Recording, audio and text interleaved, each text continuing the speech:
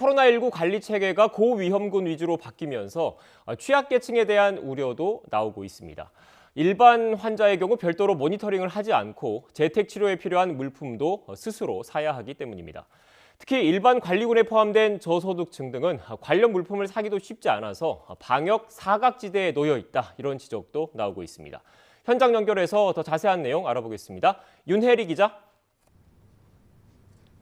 네, 서울 돈이동 쪽방촌에 나와 있습니다. 네, 이제 일반 확진자들은 스스로 재택 치료를 하도록 체계가 바뀌었는데 그곳 상황은 어떻습니까? 네, 이곳 쪽방촌은 복도를 중심으로 양옆에 한 평 남짓한 공간이 다닥다닥 붙어 있습니다. 많게는 10명까지 화장실과 샤워실 등을 공동으로 이용하면서 확진돼도 사실상 격리가 불가능합니다. 특히 이곳 주민 500여 명 가운데 60세 이상 고위험군에 포함되지 않은 주민들이 전체의 35%를 차지하는데요. 이들은 PCR 검사 대상이 아니기 때문에 코로나19 확진 여부를 확인하려면 선별진료소나 동네 병의원으로 가서 확진 여부를 확인해야 하지만 사실상 관리가 제대로 되지 않아 방역 사각지대에 놓여 있다는 목소리가 나옵니다. 쪽방촌 관계자들은 신속 항원검사 키트가 지급돼 자체적으로 코로나19 유증상자들을 가려내고 내부 집단 감염을 막는 게 중요하다고 말합니다. 정부는 우선 오는 21일부터 감염에 취약한 어린이집과 노인복지시설 등에 신속 항원검사를 위한 자가진단 키트를 무상 배포하겠다고 밝혔습니다.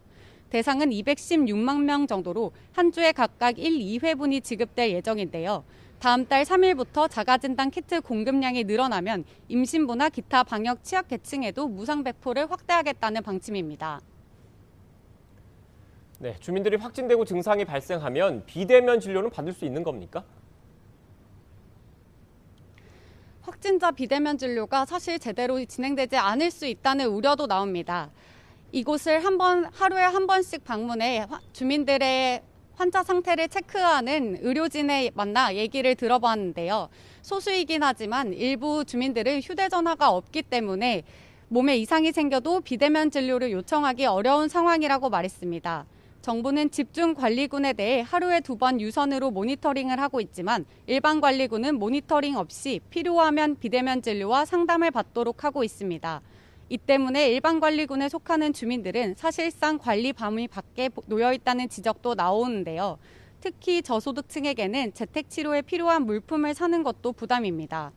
정부는 이달 초부터 60세 이상 등 집중관리 확진자만 재택 치료 키트를 제공하기로 방침을 바꿨습니다. 키트 구성품도 기존 7종에서 해열제, 체온계, 산소포화도 측정기, 세척용 소독제 등 4종으로 간소화했습니다. 모든 용품을 갖추려면 최소 10만 원 정도 드는데 실제 가격대는 천차만별입니다.